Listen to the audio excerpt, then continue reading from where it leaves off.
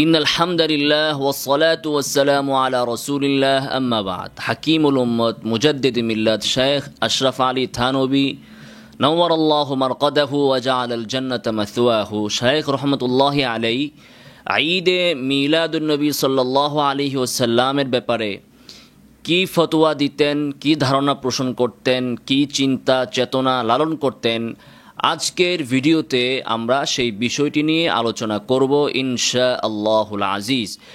এই বিষয়টি নিয়ে এজন্যই আমরা আলোচনা করছি যে আজকে আমরা যখন ঈদে মিলাদুন নবী সাল্লাল্লাহু আলাইহি ওয়াসাল্লাম সম্পর্কে অথবা মিলাদ বা কিয়াম সম্পর্কে অথবা এই ধরনের কোনো বেদাত সম্পর্কে আলোচনা করি, তখন মিলাদপন্থী ভাইয়েরা আমাদেরকে অপবাদ দেন যে তোমাদের আকাবিরে দেওবন্দগণ মিলাদ করেছেন, কিয়াম করেছেন, তারা ঈদে মিলাদুন নবী পালন করেছেন, তাহলে তোমরা ঈদে মিলাদুন নবীর বিরোধিতা করলে তোমরা তো আর দেওবন্দি থাকতে পারো না। তারা এই কথাটা এভাবে বলে যে আকাবিরে দেওবন্দ ঈদে মিলাদুন নবী উদযাপন করেছেন, তারা এটাকে এমনভাবে প্রচার করে যে মনে হয় ঈদে মিলাদুন নবীর আবিষ্কার দেওবন্দ থেকে হয়েছে এবং ওই মিলাদুন নবীর খিচুড়ির ডেক সর্বপ্রথম মনে হয় দেওবন্দ মাদ্রাসার বোর্ডিং থেকে রান্না করে পাকিয়ে বের করা হয়েছিল। তাদের কথাবার্তায় এমন মনে হয়। তো কেন বারবার তারা দেওবন্দের আকাবিরদের নামে এই ধরনের অপবাদ দেয় বা দেওবন্দীদের ব্যাপারে এই ধরনের কেন অপবাদ দেয়? এর কারণ হচ্ছে যে এরা ভালো করে জানে যে ভারত, পাকিস্তান এবং বাংলাদেশে এই সকল অঞ্চলে ওলামায়ে দেওবন্দের ফতোয়া ছাড়া মুসলমানগণ অন্যদের ফতোয়াকে দাম দেন না। সরসিনা, ফুলতরি, ফুরফুরা, তারপরে জৌনপুরি, তারপরে মাইজবান্ডারি, তারপরে আটরশি, রাজারবাগি, আরও যারা আছে এরা সবাই মিলেও যদি বলে যে ঈদে মিলাদুন নবী সাল্লাল্লাহু আলাইহি ওয়াসাল্লাম মুস্তাহাব, তারপরেও মানুষজন জিজ্ঞাসা করবে এই বিষয়ে উলামায়ে দেওবন্দ কি বলেন। মানুষ জিজ্ঞাসা করবে এই বিষয়ে থানভী রহমতুল্লাহি আলাইহি কি বলেছেন। মানুষ জিজ্ঞাসা করবে এই বিষয়ে মাদানী রহমতুল্লাহি আলাইহি কি বলেছেন। অতএব তাদের নাম জোরে দেওয়া ছাড়া এই বাজার তো গরম করা যাবে না। এজন্যই আমরা যখন বলি এটা বেদাত, তখন তারা বলে যে তোমাদের আকাবিরে দেওবন্দ তারাও ঈদে মিলাদুন নবী উদযাপন করেছেন, নাউজুবিল্লাহি মিন যালিক। তো আজকে আমরা এই বিষয়টি নিয়ে আলোচনা করব। দেখুন, সমাজে আমরা দেখব যে অনেক মানুষ তার জুতা চলে না, তখন ওই বাটা কোম্পানির সিল নকল করে, বাটা কোম্পানির লোগো নকল করে তার ওই জুতার ভিতরে সেই লোগোটা লাগিয়ে দেয়, যেন বাটার নাম দেখে মানুষ ওই জুতাটা গ্রহণ করে কিনে নেয়। তেমনিভাবে একটা ঘড়ি চলে না, তো সেখানে যদি মেড ইন জাপান দিয়ে দেওয়া হয়, একটা ভালো কোম্পানির সিল দিয়ে দেওয়া হয়, তাদের লোগো দিয়ে দেওয়া হয়, তাহলে মানুষ বিভ্রান্ত হয়ে সেটা কিনে ফেলে। মানে কম দামি জিনিস বা ভেজালযুক্ত জিনিসও মানুষ ভালো কোম্পানির লোগো দেখলে নিয়ে নেয়। তো আমাদের এই সকল ভাইয়েরাও জনগণকে ধোঁকা দেওয়ার জন্য সকল চেষ্টাই করে থাকেন। ঈদে মিলাদুন নবীর জন্য জাল হাদিস বানান, ঈদে মিলাদুন নবীর জন্য বিভিন্ন ধরনের মিথ্যাচার করেন, বিভিন্ন ধরনের অপবাদ গুজব এগুলো রচনা করেন। সেগুলোতেও যখন তারা সফল হতে পারেন না, তখন তাদের এই মিলাদ কোম্পানির উপর দেওবন্দের সিল লাগিয়ে দেন, যেন মানুষ দেওবন্দের সিল দেখে তাদের ওই কোম্পানিতে এসে যোগদান করে। নাউজুবিল্লাহি মিন যালিক। আসুন আমরা দেখি আশরাফ আলী থানভী রাহিমাহুল্লাহ কি বলেছেন। তার একটি মুস্তাকিল কিতাবও আছে এই বিষয়ে, সেটার নাম হচ্ছে আস-সুরুর বিযুহুরি নূর মুলাক্কাব বিহি ইরশাদুল ইবাদ ফি ঈদিল মিলাদ। উর্দু নাম হচ্ছে মিলাদুন নবী পর খুশি মানানে কা সহি তরিকা, অর্থাৎ মিলাদুন নবী উদযাপনের সহি তরিকা। এখানে হযরত রহমতুল্লাহি আলাইহি তার পুরা বইয়ের ভিতরে তারা যে পদ্ধতিতে সুনির্দিষ্ট দিনে ঈদে মিলাদুন নবী উদযাপন করে সেটাকে তিনি রদ করেছেন। রদ করে তিনি সহি পদ্ধতি বলেছেন যে রাসূল সাল্লাল্লাহু আলাইহি ওয়াসাল্লামের জন্মে সহি পদ্ধতি, জন্মের আনন্দিত হওয়ার সহি পদ্ধতি সেটাই যেটা সাহাবায়ে কেরাম করতেন। সাহাবায়ে কেরাম যা করেছেন সেটাই হচ্ছে সহি পদ্ধতি। এরপরে নতুন যা আবিষ্কার হয়েছে সব হচ্ছে গলত বেদাআতি পদ্ধতি। তো শায়েখ রহমতুল্লাহি আলাইহির এই বই থেকে আজকে আমরা নির্বাচিত কিছু অংশ পাঠ করব। এই বইটির শিরোনাম এবং হাসিয়া, এই বইটি হচ্ছে শায়েখের একটি ওয়াজের সংকলন। এটার শিরোনাম এবং হাসিয়া দিয়েছেন মাওলানা খলিল আহমদ থানভী। প্রকাশ করেছে জামিয়া দারুল উলুম আল ইসলামিয়া, তাদের প্রকাশনা বিভাগ, আল্লামা ইকবাল টাউন 18 লাহোর থেকে প্রকাশিত। প্রকাশকাল রবিউল সানি 1417 হিজরি মোতাবেক সেপ্টেম্বর মাস 1996 আইসাই। এই বইয়ের মোট পৃষ্ঠা সংখ্যা হচ্ছে 74 পৃষ্ঠা।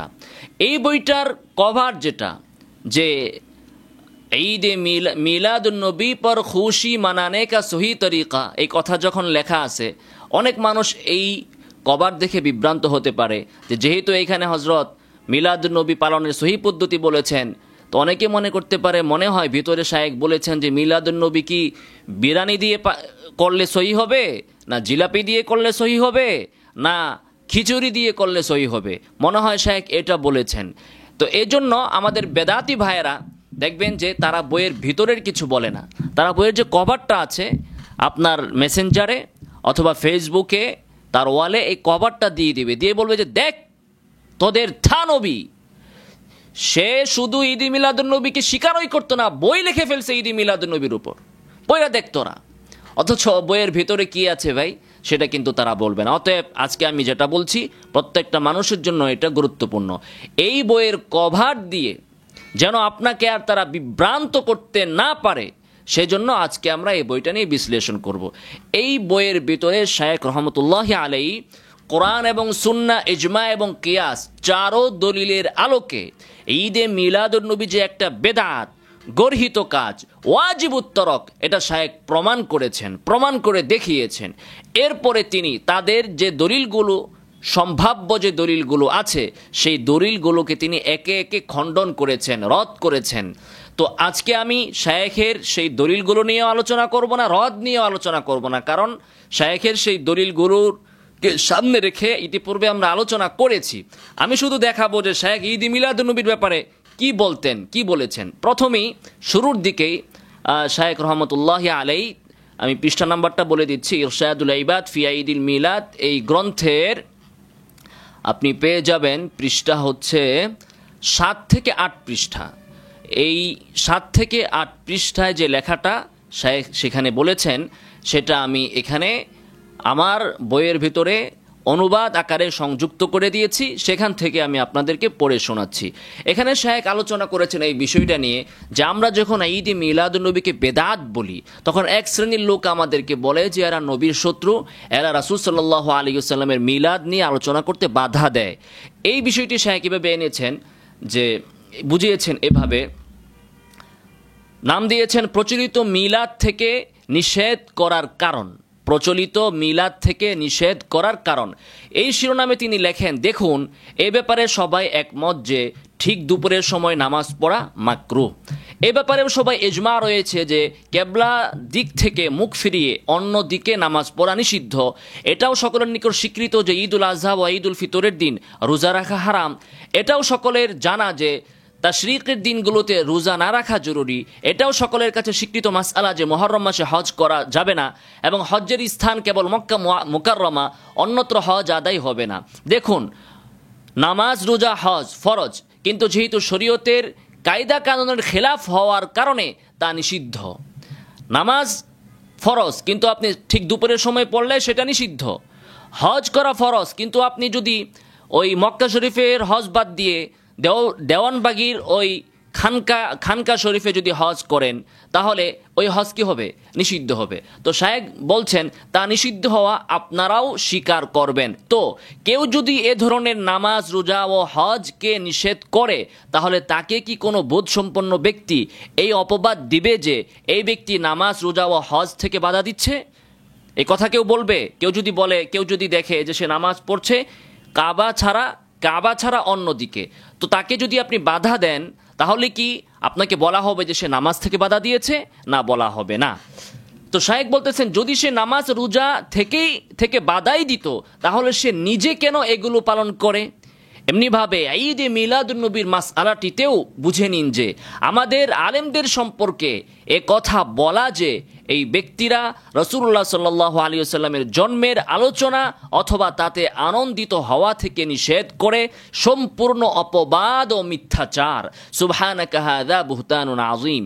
মাআযাল্লাহ, আমরা কখনো নিষেধ করি না, বরং আমরা মনে করি প্রত্যেকটা জিনিসের সুনির্দিষ্ট একটি তরিকা রয়েছে।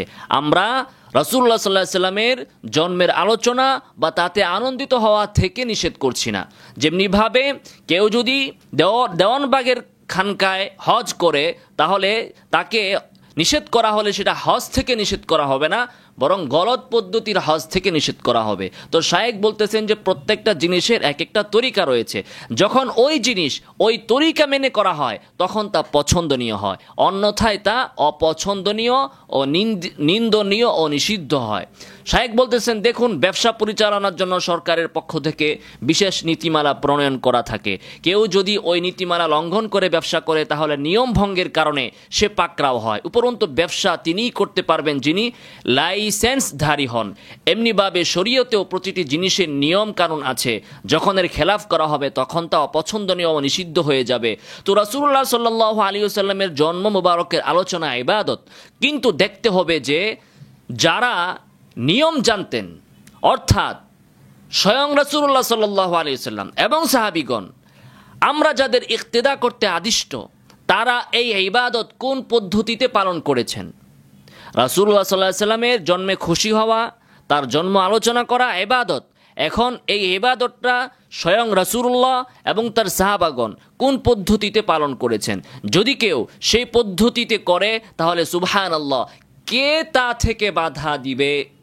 আর যদি ওই পদ্ধতিতে না করা হয়, তাহলে নিঃসন্দেহে তা বাধা প্রদানের যোগ্য। এখন আপনারা বলুন, আমরা কি রাসূলুল্লাহ সাল্লাল্লাহু আলাইহি ওয়াসাল্লামের আলোচনা থেকে বাধা দিচ্ছি? শায়েখ প্রশ্ন করছেন। এরপরে তিনি বলছেন, এর উদাহরণ হলো কাউকে ব্যবসার লাইসেন্স না থাকার কারণে তাকে ব্যবসা থেকে বাধা দেওয়া হলো। এরপরে সে অপপ্রচার করে বেড়ালো যে এই ব্যক্তি আমাকে ব্যবসা করতে দিচ্ছে না। আসলে তাকে তো ব্যবসা থেকে বাধা দেওয়া হয় নাই, কিন্তু সে যে নিয়ম লঙ্ঘন করে অসদাচরণ করছে, চোরাগুপ্তা পথ অবলম্বন করছে, সে যে লাইসেন্স ছাড়া ব্যবসা করছে, তাকে সেই গলত পদ্ধতি থেকে বাধা প্রদান করা হয়েছে। অতএব রাসূলুল্লাহ সাল্লাল্লাহু আলাইহি ওয়াসাল্লামের আলোচনায় আনন্দিত হওয়া থেকে কেউ বাধা দেয় না, তা তো ইবাদত। হ্যাঁ, যখন এর সাথে নিষিদ্ধ কিছু যুক্ত হবে, তখন তা নিঃসন্দেহে বাধা প্রদানের উপযুক্ত হবে। ইরশাদুল ইবাদ, পৃষ্ঠা নম্বর 7 থেকে 8। এরপর সামনে হযরত রহমতুল্লাহি আলাইহি বেদাতের পরিচয় তুলে ধরেছেন সুন্দর একটি আলোচনার মাধ্যমে। খুব সহজ সরল ভাষায় শায়েখ বলতেছেন যে বেদাত বোঝার জন্য আমি একটি কায়দায়ে কুল্লিয়া বর্ণনা করছি, মানে একটি কায়দায়ে কুল্লিয়া বর্ণনা করছি, যার দ্বারা এটা স্পষ্ট হয়ে যাবে যে খায়রুল কুরুনের পর যা কিছু আবিষ্কার হয়েছে, তার মধ্যে কোনটা বেদাত আর কোনটা মুস্তাহাব এবং মানদুব এবং শরীয়ত অনুমোদিত, তা স্পষ্ট হয়ে যাবে। এই কায়দার মাধ্যমে আপনি নিজে বুঝতে পারবেন সাহাবায়ে কেরামের যুগের পর যা কিছু আবিষ্কার হয়েছে, এটা কি মুস্তাহাব হবে নাকি এটা শরীয়ত গর্হিত কাজ হবে, এটা আপনি করবেন না ছাড়বেন, এটা বোঝা যাবে। এর দ্বারা এটাও স্পষ্ট হয়ে যাবে যে এই আনন্দ প্রকাশের কোনো গ্রহণযোগ্য তরিকা আছে নাকি নাই। রাসূলুল্লাহ সাল্লাল্লাহু আলাইহি ওয়াসাল্লামের জন্মে তার আলোচনায় আনন্দিত হওয়ার কোনো গ্রহণযোগ্য পদ্ধতি আছে কি নাই, তাও স্পষ্ট হবে। এবং প্রচলিত তরিকা এটা বেদাত হবে কি হবে না, সেটাও স্পষ্ট হয়ে যাবে। অতএব জানা উচিত যে খায়রুল কুরুনের পর যা কিছু আবিষ্কার হয়েছে তা দুই প্রকার। এক, ওই নতুন আবিষ্কার যার আবিষ্কারের কারণও নতুন এবং এর উপর শরীয়তের কোনো আদিষ্ট বিষয়ের বাস্তবায়ন নির্ভরশীল। মানে এমন একটি নতুন বিষয়, যে বিষয়টা নতুন, কিন্তু ওই বিষয়টা যে কারণে করা হচ্ছে ওই কারণটাও নতুন, এই বিষয়টাও নতুন, এবং কেন আমি এই কাজটা করলাম এই কাজটাও নতুন, এই কারণটাও খায়রুল কুরুনে ছিল না। কাজও নতুন, সাবাবও নতুন, কাজও নতুন, সাবাবও নতুন। খায়রুল কোরআনে কাজও ছিল না যেমনিভাবে, এর সাবাবও ছিল না। এবং এই নতুন কাজটার উপর শরীয়তের কোনো মামুরবিহি আদিষ্ট বিষয়ের বাস্তবায়ন নির্ভর করে। কেমনভাবে নির্ভর করে? যে এই কাজটায়, নতুন কাজটা না করলে শরীয়তের ওই আদিষ্ট বিষয়টা যথাযথভাবে বাস্তবায়ন করা বর্তমান যুগে সম্ভব নয়। শায়েখ উদাহরণ দিচ্ছেন, যেমন দ্বীনি গ্রন্থাদির প্রকাশনা, এটা হচ্ছে প্রথম প্রকার। শায়েখ বললেন যে কাজ, নতুন কাজ দুই প্রকার, তার মধ্যে প্রথম প্রকার হচ্ছে এইটা যে কাজ নতুন, কাজের কারণও নতুন এবং এর উপর শরীয়তের কোনো মামুরবিহি নির্ভরশীল হয়। তো শায়েখ বলতেছেন এর উদাহরণ হচ্ছে দ্বীনি গ্রন্থাদির প্রকাশনা। সহিহ বুখারী, মুসলিম এ সমস্ত কিতাবাদি রাসূলুল্লাহ সাল্লাল্লাহু আলাইহি ওয়াসাল্লামের যুগে ছিল না, পরবর্তীতে এ সমস্ত কিতাব লেখা হয়েছে। মাদ্রাসা ও খানকা প্রতিষ্ঠা, এগুলো এর অন্তর্ভুক্ত।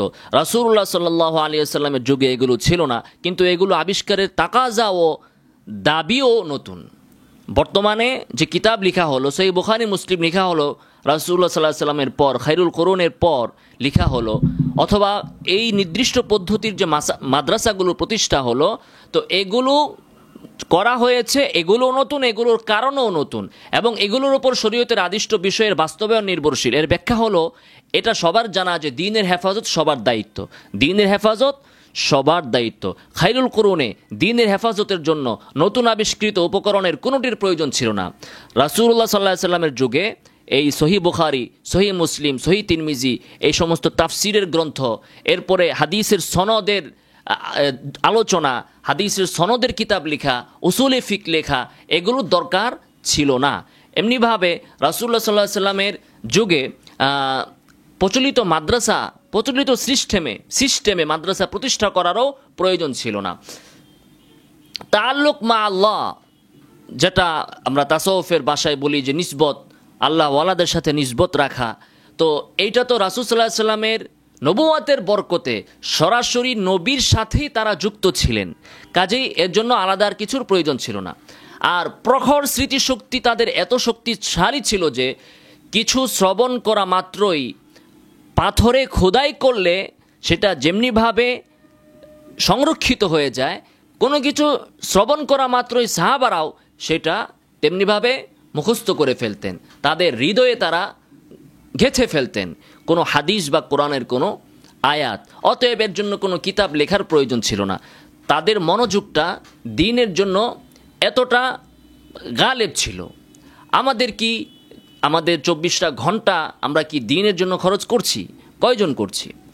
তো এটাই বলা হলো যে তাদের স্মৃতিশক্তিও খুব প্রখর ছিল, আর বুঝ শক্তিও এতটা শক্তিশালী ছিল যে হাদিস, তাফসির, কোরআনের তাফসির বোঝানোর জন্য তাদেরকে ওই ধরনের তাফসির মাহফিল করে বা তাকরির পেশ করে এতটা বোঝানোরও দরকার ছিল না। ওই যুগ অতিবাহিত হওয়ার পর মানুষের মাঝে গাফলতি চলে আসলো, দুর্বলতা সৃষ্টি হলো, এদিকে প্রবৃত্তি ও আকল পূজারীদের প্রাবল্য হলো, মানুষের নিজের খায়সাতের পূজা করাটা বেড়ে গেল। তাই দ্বীন নষ্ট হওয়ার প্রবল ধারণা তৈরি হলো যে দ্বীন তো বিলুপ্ত হয়ে যাবে, রাসূলের হাদিস তো বিলুপ্ত হয়ে যাবে, কোরআনকে এভাবে না লিখে রাখলে তো এক সময় কোরআন সংরক্ষিত থাকাটা ঝুঁকির মুখে পড়ে যাবে। সে মতে হাদিস, উসুলে হাদিস, ফিক, আকাইদ সহ যাবতীয় বিষয়ে দ্বীনি পুস্তক সংকলন করা হলো এবং এগুলো পাঠদানের জন্য প্রচলিত মাদ্রাসা প্রতিষ্ঠিত হলো। রাসূল সাল্লাল্লাহু আলাইহি ওয়াসাল্লামের যুগে ফিকেরও দরকার ছিল না, উসুলে ফিকেরও দরকার ছিল না। রাসূল সাল্লাল্লাহু আলাইহি ওয়াসাল্লাম মুখ দিয়ে যা বলবেন ওইটাই ফিক, ওইটাই উসুলে ফিক, ওইটাই তাফসির, ওইটাই হাদিস, ওইটাই ব্যাখ্যা, ওইটাই হচ্ছে শরীয়ত। কিন্তু পরবর্তী যুগে এটার প্রয়োজন দেখা দিল। তো ওই কিতাবগুলো যখন বের হলো সেগুলো পড়ার জন্য এখন আবার কোন কিতাব আগে পড়বেন, কোন কিতাব পরে পড়বেন, কোন কিতাব একটা মানুষের বুঝ, বয়স অনুযায়ী সেটাকে শ্রেণীবিন্যাস করা ইত্যাদির প্রয়োজনে এইভাবে ক্লাস ভিত্তিক প্রচলিত সিস্টেমের মাদ্রাসা তখন আবিষ্কার হলো এবং এগুলো পাঠদানের জন্য প্রচলিত মাদ্রাসা প্রতিষ্ঠিত হলো। তেমনি মুসলমানদের যে নিসবত বা তাসাউফ বা আধ্যাত্মিকতা, এটার প্রতি মানুষের ব্যাপকভাবে আগ্রহ হারিয়ে যাওয়ার কারণে মাশায়েখগণ খানকা প্রতিষ্ঠা করলেন, কারণ এই খানকা ব্যতীত দ্বীনের হেফাজতের কোনো সূরত তখন ছিল না।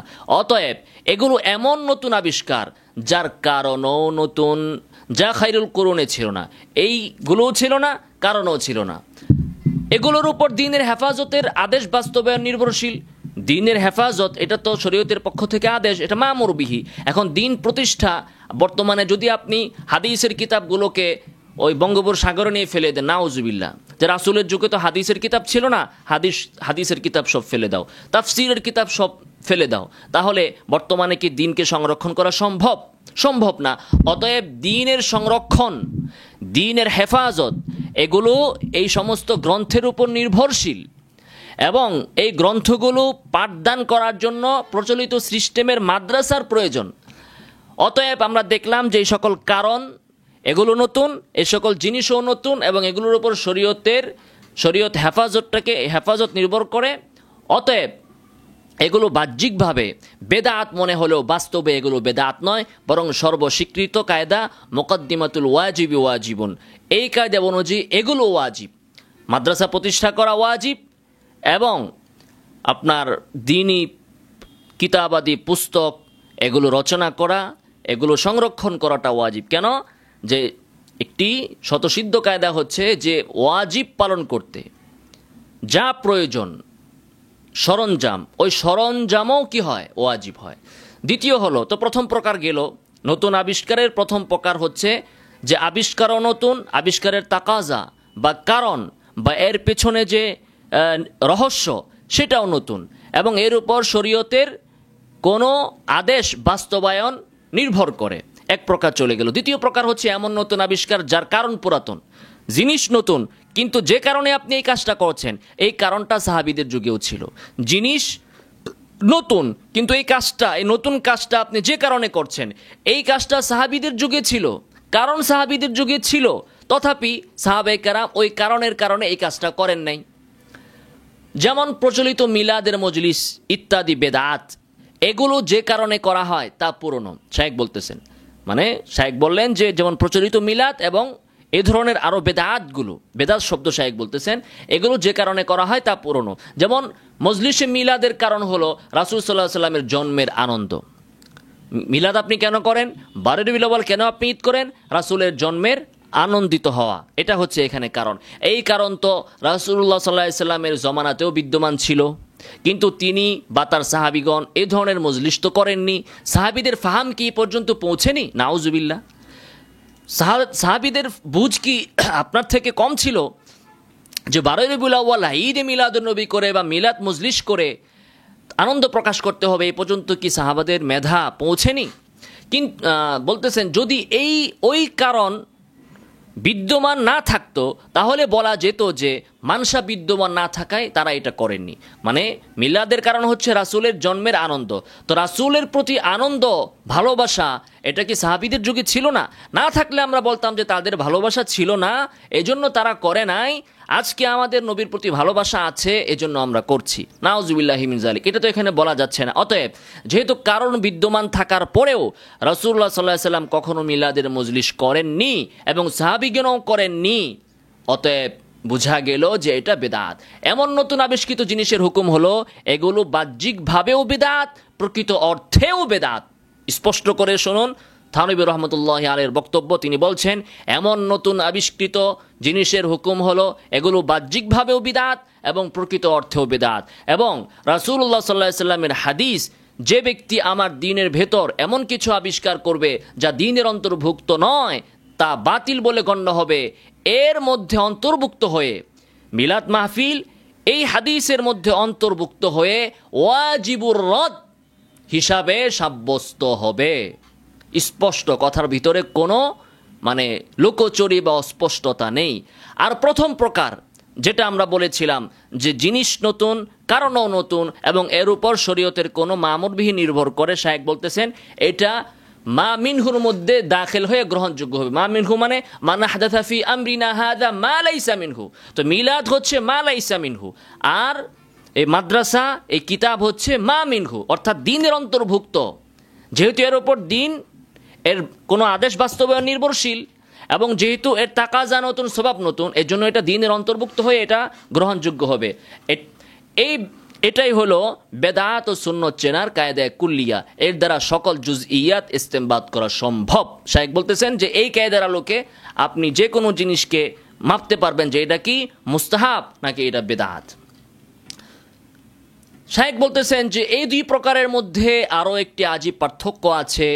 প্রথম প্রকারের প্রবর্তক ওলামা, প্রথম প্রকারের যে নতুন জিনিস, অর্থাৎ যে কাজটা নতুন ওই কাজের তাকাজা বা কারণ, বা যে কারণে এই কাজটা করা হচ্ছে ওই কারণটাও নতুন, এবং এর উপর শরীয়তের কোনো নির্দেশ বাস্তবায়ন নির্ভর করে।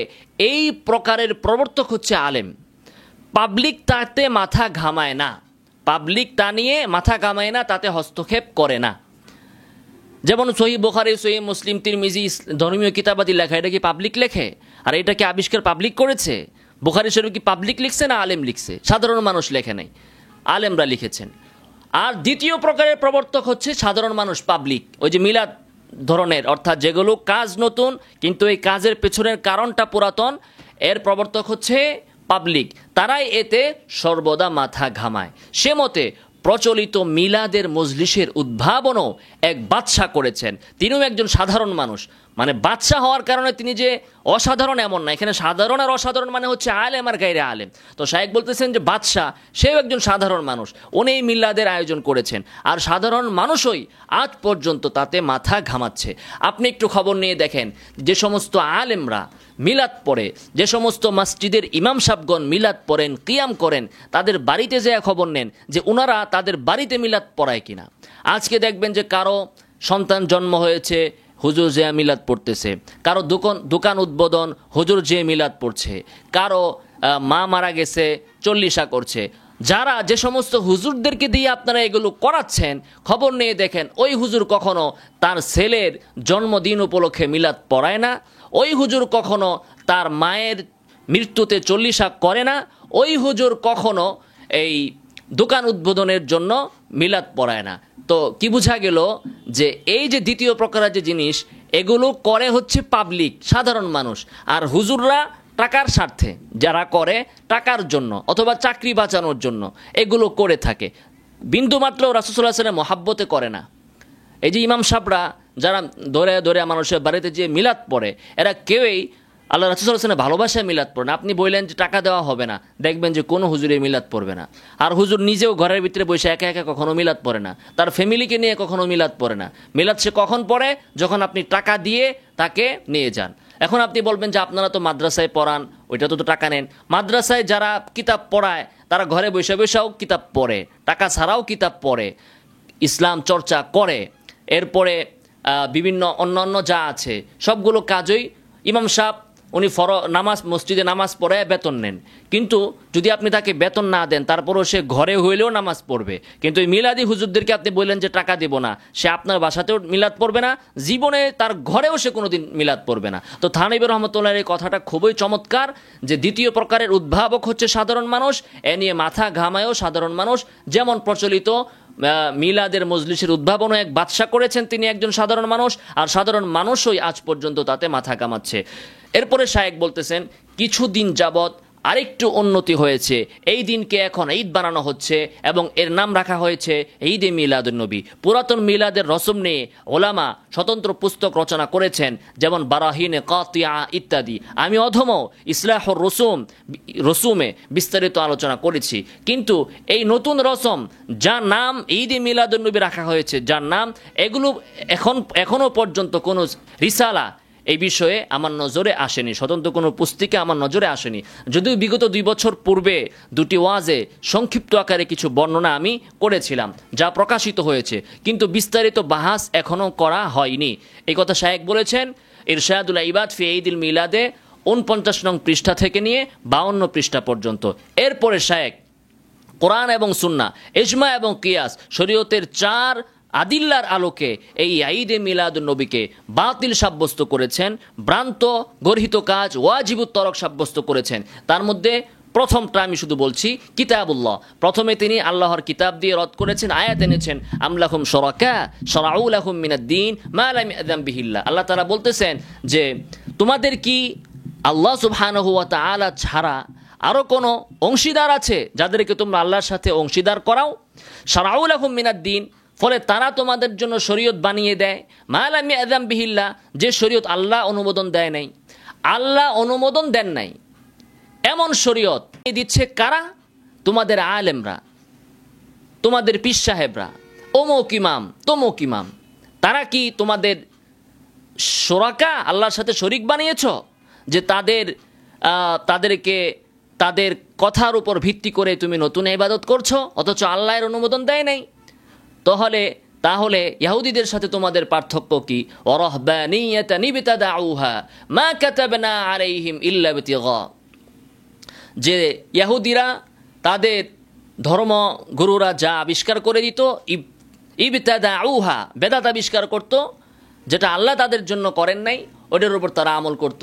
তো ইহুদিদের খাসলত ছিল এটা, নাসারাদের খাসলত ছিল এটা, এখন আমাদের এই বেদাতি ভাইদেরও এই খাসলত হয়েছে।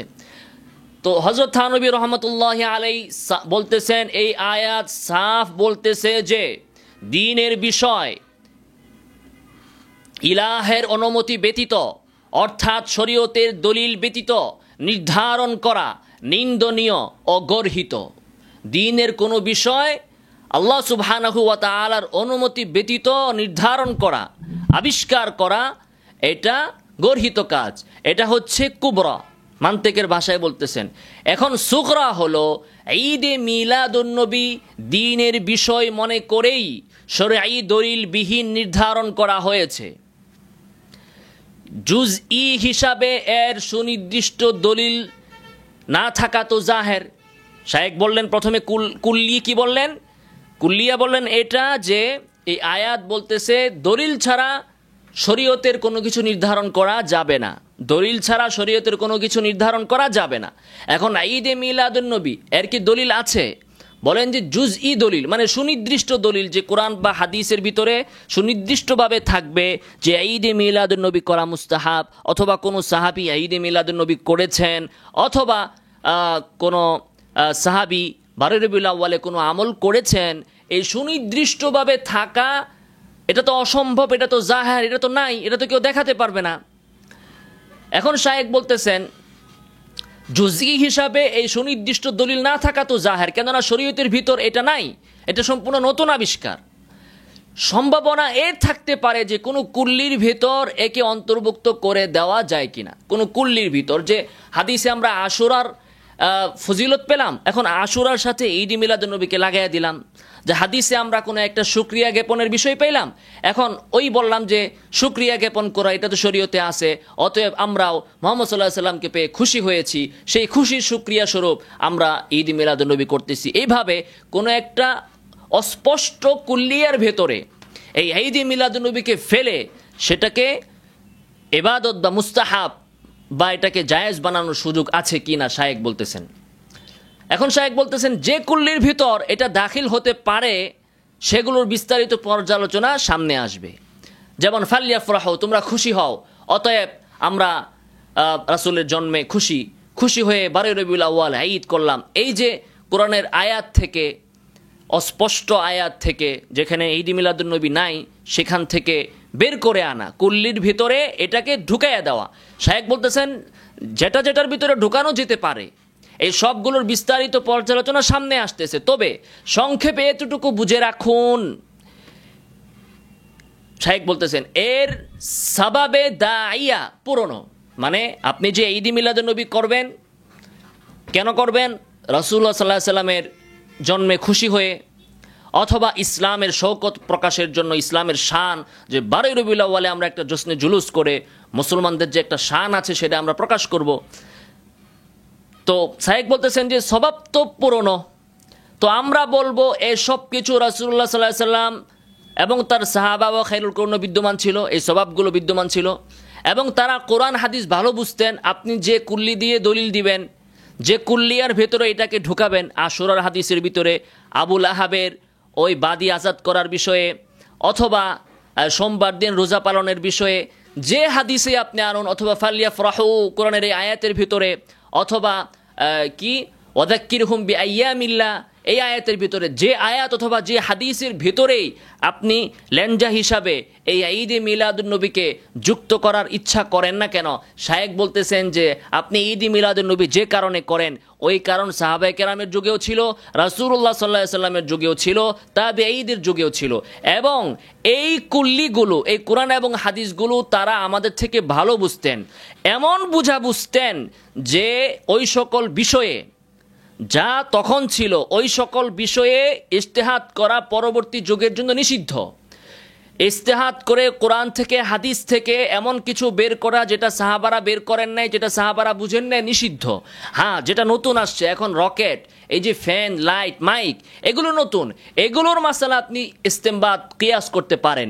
কিন্তু কোরআন এবং হাদিস থেকে এমন কিছু বুঝা যেটা সাহাবায়ে কেরামেরও তাকাজা হিসাবে বোঝা উচিত ছিল কিন্তু তারা ওইটা বুঝেন নাই, ওইভাবে ব্যাখ্যা করেন নাই, এমন ইজতিহাদ করাটাই নিষিদ্ধ। তো বলতেছেন যে তারা আমাদের থেকে কোরআন হাদিস বেশি বুঝতেন এবং এই সব কিছুই তখন বিদ্যমান ছিল, অর্থাৎ আনন্দ প্রকাশ ও ইসলামের শান শওকত প্রকাশ। বরং এই বিষয়গুলো ওই যুগে আরো বেশি দরকার ছিল। রাসূলের প্রতি ভালোবাসা প্রকাশ, আনন্দ প্রকাশ ওই যুগে আরো বেশি দরকার ছিল, কারণ তখন অল্প কিছু মানুষ মুসলমান ছিল, মদিনার লোকেরা, আর মক্কা কাফের, সারা বিশ্ব কাফের। তো তখন শান শওকত দেখানোর জন্য জশ্নে জুলুস করার তারও বেশি দরকার ছিল। দরকার থাকা সত্ত্বেও তারা এর উপর আমল করেননি। অতএব বোঝা গেল কোনো কুল্লির মধ্যে এগুলোকে অন্তর্ভুক্ত করা এটা শুধু আপনাদের চাপার জোরে, বাস্তবে এগুলো সহি হবে না। শায়েখ বলতেছেন অতএব কোনো কুল্লির ভিতরে এগুলোকে অন্তর্ভুক্ত করা সহি নয়, এটা সম্পূর্ণ নতুন উদ্ভাবন যার কোনো আসল নেই। ঈদে মিলাদুন্নবী সম্পূর্ণ নতুন উদ্ভাবন, এর কোনো আসল নেই। আর বেদাতের হাকিকত এটাই যে দিন নয় এমন বিষয়কে দিন মনে করে করবে, লোকজন এটাকে দিন মনে করে করে, তাই এটা বেদাত ওয়াজিবুত তরক। হযরত থানভী রাহমাতুল্লাহ আলাইহি বলতেছেন এটা বেদাত ওয়াজিবুত তরক, 53 পৃষ্ঠা থেকে নিয়ে 54 পৃষ্ঠা। এরপরে শায়েখ কিয়াস দ্বারা প্রচলিত মিলাদের রদ, এই বিষয়ে শায়েখ বলতেছেন যে কিয়াস দুই প্রকার, এক হচ্ছে মুস্তাহিদ থেকে মুস্তাহিদের কিয়াস, আরেক হচ্ছে মুস্তাহিদ নয় বর্তমান যুগের অমুক তমুক তমুকের কিয়াস। বুঝতে পারলেন না? ওনারা খুব কিয়াস নিয়ে নাচানাচি করে, নিজেরে দাবি করে মুকাল্লিদ, আবার সে বসে বসে কিয়াস করবে। তো শায়েখ বলতেছেন কিয়াস দুই প্রকার, এক হচ্ছে মুস্তাহিদের কিয়াস আর একটা হচ্ছে মুস্তাহিদ নয় এমন ব্যক্তিদের কিয়াস। নিয়ম হলো মুস্তাহিদের জমানায় ছিল এমন বিষয়ে গায়রে মুস্তাহিদের কিয়াস গ্রহণযোগ্য নয়, মুস্তাহিদদের যুগে ছিল এমন বিষয়ে গায়রে মুস্তাহিদের কিয়াস গ্রহণযোগ্য নয়। তো রাসূলের প্রতি ভালোবাসা, রাসূলের জন্মে খুশি হওয়া, রাসূলের জন্মের আলোচনা এবং ইসলামের শান প্রকাশ, এটা কি সাহাবীদের যুগে, তাবিঈদের যুগে, মুস্তাহিদদের যুগে ছিল কি ছিল না? যদি থেকে থাকে তাহলে তারা এই সকল ক্ষেত্রে যা বুঝেছেন, যা ইজতিহাদ করেছেন, তার সামনে বর্তমান পৃথিবীর সমস্ত মানুষ মিলা ইজতিহাদ করলেও সে ইজতিহাদ গ্রহণযোগ্য হবে না। আবু হানিফার যুগেও রাসূলের ভালোবাসা ছিল, তিনি তো এখানে ইজতিহাদ করে মিলাদুন্নবী বের করেন নাই, তো আপনি কিভাবে বের করবেন? তো এটাই শায়েখ বলতেছে নিয়ম হলো মুস্তাহিদের জামানায় ছিল এমন বিষয়ে গায়রে মুস্তাহিদের কিয়াস গ্রহণযোগ্য নয়, তবে নতুন বিষয়ে গায়রে মুস্তাহিদের কিয়াস গ্রহণযোগ্য। নতুন বিষয় যেমন রকেট, ফ্যান, মাইক, বিদ্যুৎ, এগুলো, মোবাইল, সে মতে বর্তমান যুগে ব্যবসা বাণিজ্য ও নতুন নতুন যে ইজাদাত, আবিষ্কার, এগুলোর হুকুম কিয়াস দ্বারাই সাব্যস্ত হয়েছে।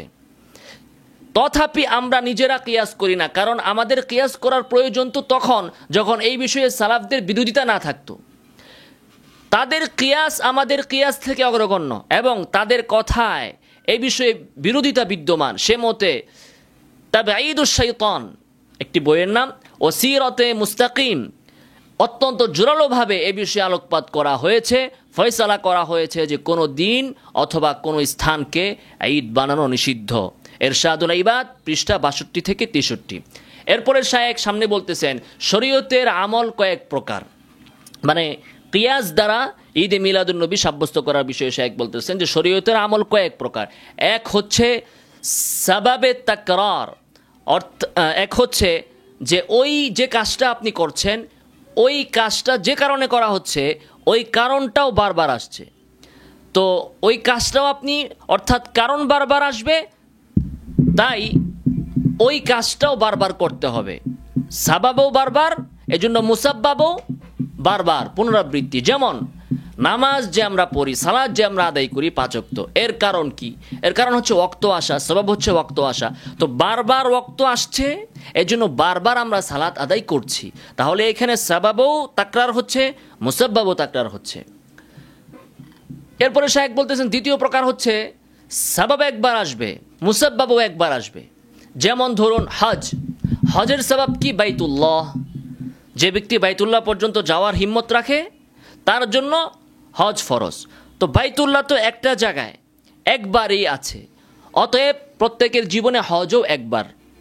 তো এখানে সাবাবও একবার, মুসাব্বাবও একবার। তো এই দুইটা জিনিস তো মাকুল, দুই প্রকার, যে জিনিসের কারণ বারবার আসে ওই জিনিসও বারবার করতে হয়, আর যে জিনিস এর কারণ একবার ওই জিনিসটা আমরা করব একবার। এই হচ্ছে দুই প্রকার গেল।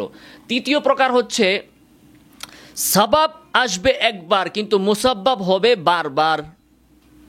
যেমন হজ্জের তওয়াফে রমল করা, দেখেন কারণ একবার কিন্তু ওই এক কারণে জিনিসটা করা লাগতেছে বারবার। এরকম কি? যেমন রমল করা হজ্জে। তো রমল কেন করা হয়? যে রাসূল সাল্লাল্লাহু আলাইহি সাল্লাম মদিনা থেকে যখন মক্কায় এসে রমল করতেন তখন মক্কাবাসীরা অপপ্রচার করত যে মদিনার আবহাওয়ার কারণে মুসলমানরা দুর্বল হয়ে গেছে, সেই জন্য আল্লাহ রাসূল সাল্লাল্লাহু আলাইহি ওয়াসাল্লাম বলছেন হজ্জের ভিতরে রমল করবা। রমল করলে শৌকাত, ইসলামের যে কি বলে বাহাদুরি, সেটা প্রকাশ পাবে। কিন্তু এখন তো আর এই কথা কেউ বলবেও না, ওই কারণ তো আর বিদ্যমান নাই। এখন তো মক্কায় কোনো কাফেরই নাই, কাজেই মক্কাবাসীকে দেখানোর জন্য এখন তো আর রমলের দরকার নাই। মক্কার সবাই তো এখন খাঁটি মুসলমান, এখন কেন রমল করবেন? স্বভাব ছিল একবার, ওই যে মক্কার কাফেররা বলতো ওই কারণে এই আমলটা আসছিল।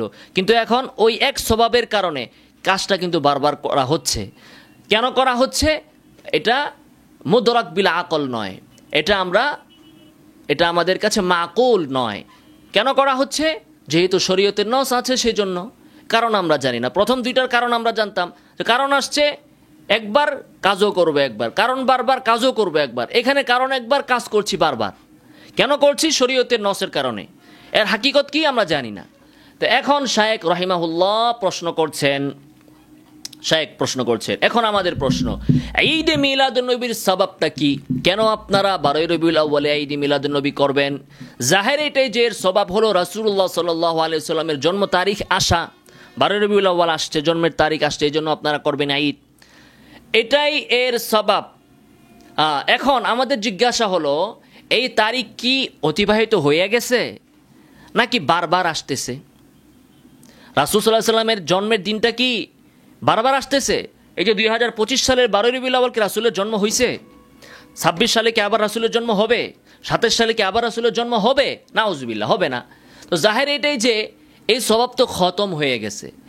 কারণ এখন যে 12 রবিউল আউয়ালের তারিখ আসে তা রাসূল সাল্লাল্লাহু আলাইহি সাল্লামের জন্মের প্রকৃত দিন নয়, আইনে ইয়াউম ওইটা নয়, বরং এটা হচ্ছে মিছিল, অনুরূপ দিন। রাসূল 12 রবিউল আউয়ালে জন্মগ্রহণ করেছেন, এখন আজকের 2025 সালের 12 রবিউল আউয়ালটা ওই দিনের মতো, কিন্তু ওই দিনটা না, ওই দিনটা তো আর কোনোদিন ফিরে আসবে না। ওই দিনটা রাসূলের জন্মের দিনটা, রাসূল জন্মগ্রহণ করেছেন এমন দিন তো আর কোনোদিন ফিরে আসবে না। ওইটার মিছিল আসতেছে, অনুরূপ আসতেছে। এখন এই মিছিলের জন্য আইনের হুকুম সাব্যস্ত করতে হলে নকলি দলিল প্রয়োজন। আপনি যদি বলেন যে এখন রাসূলের জন্ম গ্রহণ করলে আমরা যে আনন্দটা হতাম, আইনে ওই দিনে যে আনন্দিত হতাম, ওইটা এখন মিছিলের জন্য, অনুরূপ দিনের জন্য সাব্যস্ত করব, তাহলে তো এটা শরঈ দলিল লাগবে। গায়রে মুদরাক বিল কিয়াস, আকল হওয়ার জন্য কিয়াস এখানে হুজ্জত নয়। এখানে তো বারবার কারণটা আসতেছে না, রাসূলের জন্ম তো বারবার হচ্ছে না, তো সবাব একবার, কিন্তু সবাবের হুকুম আপনি আনতেছেন বারবার। তাহলে বারবার আনতে হলে আপনার কি লাগবে? শরীয়তের দলিল লাগবে, আকল দ্বারা করা যাবে না। কারণ এটা গায়রে মুদরাক বিল কিয়াস, যে জিনিস, যে কারণ, যে সবাব হয় একবার, কিন্তু একবারের কারণে করতে হয় বারবার। কেন বারবার করব? কারণ তো একবার, এটার জন্য লাগবে শরীয়তের নকলি দলিল। এখন এই ক্ষেত্রে শরীয়তের নকলি কোনো দলিল নাই, অতএব এখানে কিয়াস গ্রহণযোগ্য নয়। শায়েখ রহমতুল্লাহ আলী স্পষ্ট ভাষায় বললেন ঈদে মিলাদুন্নবীর ক্ষেত্রে কিয়াস গ্রহণযোগ্য নয়। এখন তোমরা বসে এই আশরাফ আলী থানভী রহমতুল্লাহ আলীকে গায়রে মুকাল্লিদ আহলে হাদিস বানায় দাও, যে উনি কিয়াসকে অস্বীকার করেছেন, তিনি বলেছেন এই ক্ষেত্রে ঈদে মিলাদুন্নবীর ক্ষেত্রে আপনারা যে এক স্বভাবের কারণে হুকুম বারবার প্রতি বছর বছর আনতেছেন, এই ক্ষেত্রে তো কিয়াস চলবে না, এটা তো গায়রে মুদরাক বিল আকল, এক্ষেত্রে শরীয়তে নস লাগবে। এখন নস দেখান, তাইলে এটা প্রমাণিত হবে, না হলে এটা প্রমাণিত হবে না। আর শায়েখ যে কথাটা এখানে এড়িয়ে গিয়েছেন বা অন্য বইয়ের অন্য জায়গায় বলেছেন, এখানে সেটা আমি একটু বলে দেই যে এখানে তো যেটা আসল আইনে ওই দিন যেদিন রাসূল সাল্লাল্লাহু আলাইহি ওয়াসাল্লাম জন্মগ্রহণ করেছেন ওই দিনের জন্যই তো কোনো ফজিলত শরীয়তে প্রমাণিত নাই। যে রাসূল সাল্লাল্লাহু আলাইহি ওয়াসাল্লাম যেদিন জন্মগ্রহণ করেছেন ওই দিনের ফজিলতই তো শরীয়তে প্রমাণিত নাই, তাহলে ওটার উপর কিয়াস করে আপনি মিছিলের জন্য 2025 সালে 12 রবিউল আউয়ালের জন্য আপনি কিভাবে আপনি সাব্যস্ত করবেন ফজিলত?